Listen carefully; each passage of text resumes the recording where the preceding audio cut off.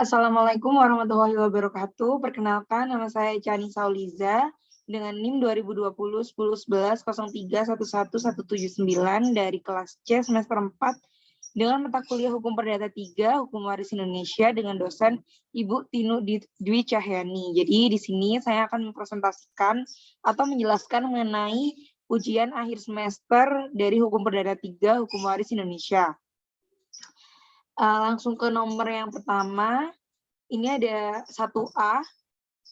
Jadi di sini saya akan menjelaskan mengenai legitimasi porsi atau bagian mutlak. Jadi bagian mutlak atau legitimasi porsi ini sudah diatur di dalam KUH Perdata pada pasal 913. Jadi yang dimaksud dengan legitimasi porsi atau bagian warisan menurut undang-undang ialah bagian dan harta benda yang harus diberikan kepada ahli waris dalam garis lurus menurut undang-undang. Yang terhadapnya orang yang meninggal dunia tidak boleh menetapkan sesuatu, baik sebagai hibah antara orang-orang yang masih hidup maupun sebagai wasiat. Untuk besarnya legitimasi porsi atau bagian mutlak ini juga diatur dalam KUH Perdata, tepatnya pada pasal 914.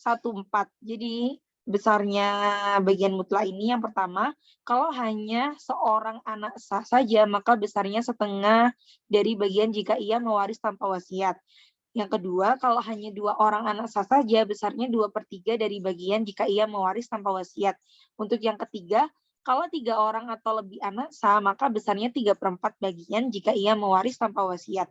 Dan apabila ada anak yang meninggal dunia terlebih dahulu sebelum pewaris ini meninggal dunia, maka haknya atau atas bagian mutlak atau legitimasi porsi ini beralih kepada anak atau cucunya dengan plat first ruling. Yang untuk nomor 1A ini ada beberapa jenis hutang. Yang pertama ada hutang persatuan. Yang dimaksudkan dengan hutang persatuan ini adalah hutang-hutang yang dibuat oleh dan untuk keperluan atau kepentingan suami istri bersama-sama dan prinsipnya harus dibayar dengan uang harta perpisahan. Untuk jenis hutang yang kedua adalah hutang warisan. Jadi hutang-hutang yang semula merupakan hutang-hutang pribadi si pewaris yang dibuat semasa pewaris ini masih hidup dan sesudah pewaris meninggal dunia, makanya disebut dengan hutang pewaris atau hutang warisan. Untuk yang jenis hutang yang terakhir, yaitu hutang kematian. Jadi, semua biaya-biaya yang berhubungan dengan penguburan pewaris. Jadi, sesudah pewaris meninggal. Untuk yang nomor 2, ini ada 2A juga. 2A ini perbedaan antara inkorting dan inkorting atau pemotongan dengan inbreng atau pemasukan. Jadi untuk pembedanya sendiri ini subjek, kita bisa lihat dari subjek ya. Jadi subjeknya itu ditujukan pada siapa saja yang sudah menerima hibah atau hibah wasiat dari pewaris. Kalau misalnya inbreng ini subjeknya itu hanya bisa ditujukan kepada ahli waris dari pewarisnya saja. Untuk pelaksanaannya, untuk inkorting yang pertama kita mencari nilai LP atau legitimasi porsi. Yang kedua, hitung berapa sisa warisan setelah dikurangi dari LP dan pelaksanaan testamen. Yang ketiga, sisanya dibagi di antara ahli waris ab intestato atau ahli waris menurut undang-undang. Yang keempat, jika sisa warisan tidak cukup, lihat dulu apakah ada ahli waris yang pernah menerima hibah atau legaat. Yang kelima, jika ada, kurangi dulu dengan jumlah hibah atau legaat atas LP. Dengan demikian dapat diketahui apakah yang bersangkutan tersebut berhak menerima LP. Jika belum terpenuhi hak LP-nya itu, maka yang bersangkutan ini bisa menuntut pemotongan hibah terhadap hibati atau orang yang diberi hibah tadi.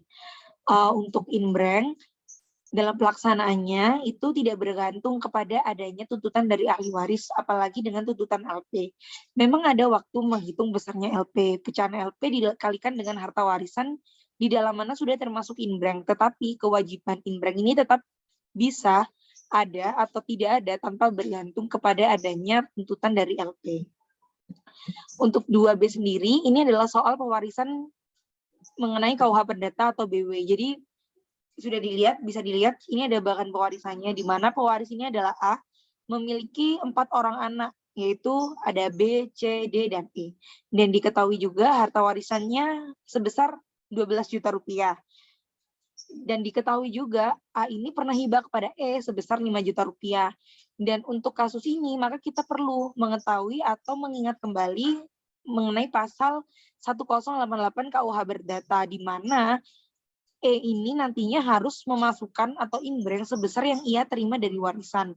Jadi untuk menjawabnya kita ada beberapa langkah.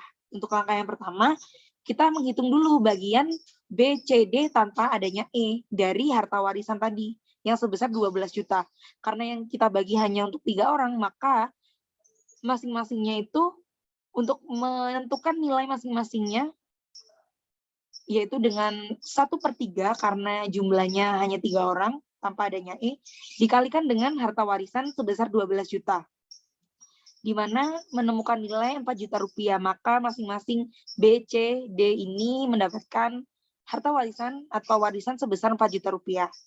Untuk langkah yang kedua, setelah kita mengetahui bahwa masing-masing itu mendapatkan 4 juta rupiah, maka kita bisa menetapkan ini berapa sih inbrengnya. Maka sesuai dengan pasal 1088 KUH Perdata tadi, bahwa ini juga wajib inbreng sebesar 4 juta rupiah atau sebesar yang sesuai yang ia akan peroleh dari warisan.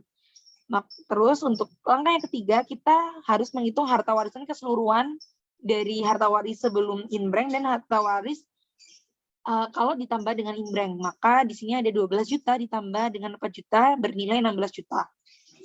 Baru untuk langkah yang terakhir kita bisa nih menilai masing-masing dari atau bagian dari masing-masing ahli waris. Jadi di sini udah kita ketahui bahwa harta warisan tadi setelah diinbreng itu mendapatkan nilai 16 juta, maka masing-masingnya akan mendapatkan nilai 1/4 kali 16 juta, yaitu masing-masing mendapatkan harta warisan sebesar 4 juta rupiah. Untuk nomor soal yang ketiga, ini ada 3A, yaitu ketentuan penghitungan bagian ahli waris menurut Quran Surat An-Nisa ayat 11, ayat 12, dan ayat 176. Yang pertama untuk Quran Surat An-Nisa ayat 11. Jadi yang pertama ini ketentuannya, kalau pewarisnya adalah orang tua, maka ahli warisnya anak-anak. Nah, untuk bagian dari ahli warisnya atau bagian dari anak-anaknya sendiri, kalau anak laki-laki dan anak perempuan, maka perbandingannya 2:1. Kalau bagian anak perempuan yang lebih dari 2, misalnya memiliki anak perempuan lebih dari 2, maka bagian masing-masingnya 2:3.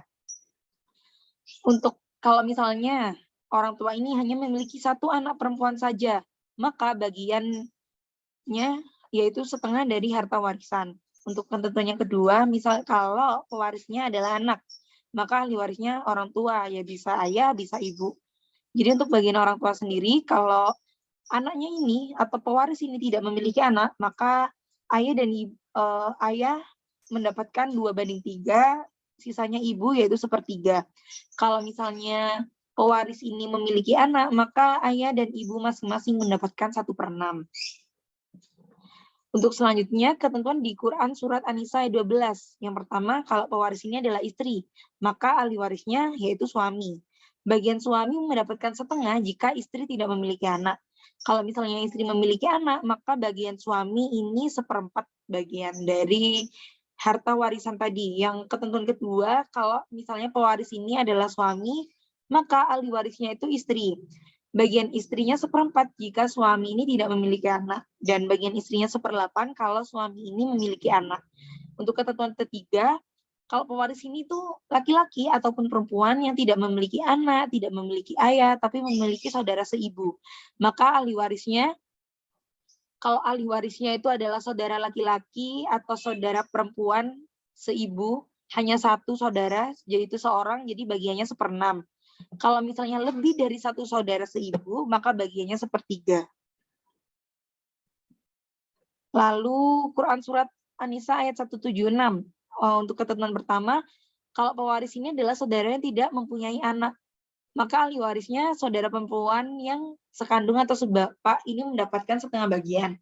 Kalau ahli warisnya saudara laki-laki, maka harta warisan seluruhnya ini menjadi harta waris saudara laki-laki atau yang dinamakan dengan asobah. Untuk yang kedua, pewaris ini adalah saudara yang tidak memiliki anak, ahli warisnya 2 saudara perempuan, maka bagiannya 2:3. Kalau ahli warisnya ini saudara laki-laki 1, saudara perempuan 1, atau sejumlahnya, maka bagiannya itu 2:1, 2 untuk laki-laki dan 1 untuk perempuan. Selanjutnya yaitu 3B. Di sini kita ada soal mengenai ketentuan beberapa masing-masing mengenai ahli waris dengan ketentuan Islam. Di sini ada pewaris yaitu P, memiliki ahli waris yaitu ibu pewaris, istri pewaris, dan 2 anak perempuan. Jadi ahli warisnya ada 4. Diketahui juga harta peninggalannya 24 juta. Maka di sini yang pertama kita lakukan adalah mencari bagian-bagian yang sudah ditentukan di Quran Surat An-Nisa tadi. Misalnya ibu pewaris. Ibu pewaris mendapatkan 1/6 karena pewaris ini memiliki anak. Terus istri pewaris ini mendapatkan 1/8 karena istri pewaris memiliki anak.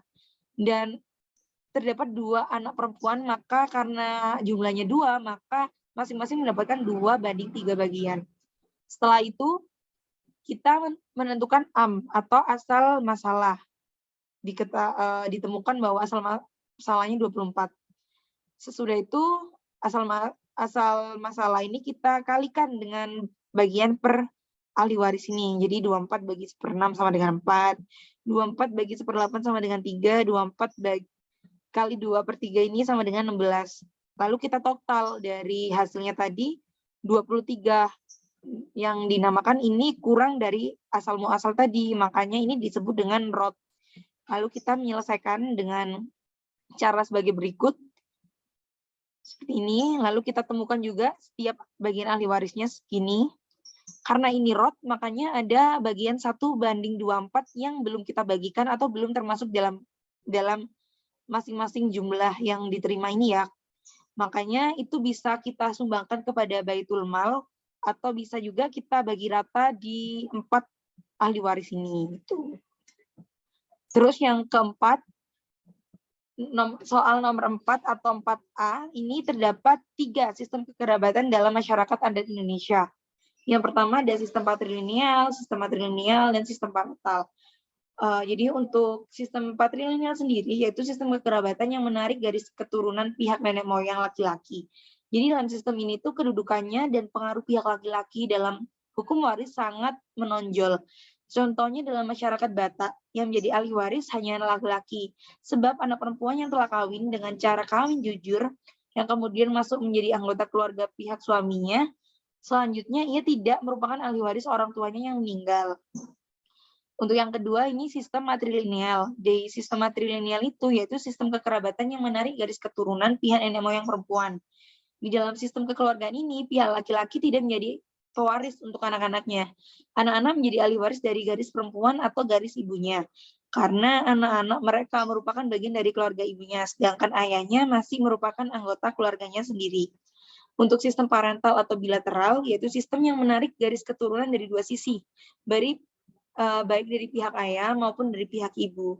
Di dalam sistem ini, kedudukan anak laki-laki dalam hukum waris sejajar. Artinya baik anak laki-laki maupun anak perempuan merupakan ahli waris dari harta peninggalan orang tua mereka. Contohnya ini berkembang banyak di daerah Jawa, Madura, Sumatera Timur, Riau, Aceh, Sumatera Selatan, Lombok, dan lain-lain. Untuk soal 4B, ini adalah kasus pewarisan yang bisa kita selesaikan dalam hukum waris adat. Sudah diketahui bahwa di sini yang menjadi pewarisnya adalah A, memiliki istri B, dan memiliki 2 anak laki-laki CD dan 2 anak perempuan EF. Dan harta peninggalan A yang sudah dirinci sebagai berikut dengan total 2,250 M, dan harta peninggalan B sudah dirinci sebagai berikut yang berjumlah 975 juta rupiah. Selanjutnya, ada pertanyaan, jika A sebagai pewaris, kalau yang pertama adalah kalau misalnya A sebagai pewaris di dalam adat Jawa, dan di dalam adat Jawa ini sudah seperti yang kita ketahui menganut sistem parental atau bilateral, maka ahli warisnya adalah B, C, D, E, dan F. Sementara itu di dalam Jawa ini juga banyak sekali sistem kekerabatannya kan bilateral, tapi jenis-jenis pewarisannya banyak sekali. Ada yang dibagi rata semua, ada yang namanya segendong sepikul, atau perbandingannya anak perempuan sama anak laki-laki itu 2:1, seperti hukum waris Islam. Tapi di dalam menjawab soal ini, saya menentukan bahwasannya pembagiannya itu sama rata, atau seperti BW, dan diketahui juga ahli warisnya ada 5. yaitu istri, 2 orang anak perempuan, dan 2 orang laki-laki. Dan semuanya mendapatkan pembagian harta waris secara sama. Karena ahli warisnya 5, maka di sini 1/5 dikali harta warisannya. Jadi masing-masing mendapatkan 450 juta rupiah.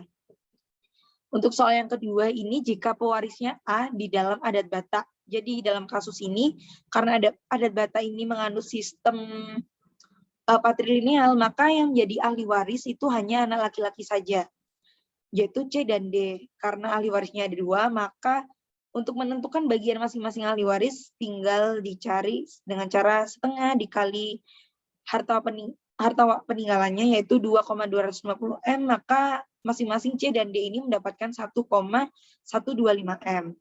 Untuk soal yang terakhir, perbedaan antara hukum waris BW, Islam, dan adat. Ini ada empat unsur pembeda. Yang pertama, sistem pewarisan. Kalau BW individual, kalau Islam individual, kalau adat kolektif, mayorat individual.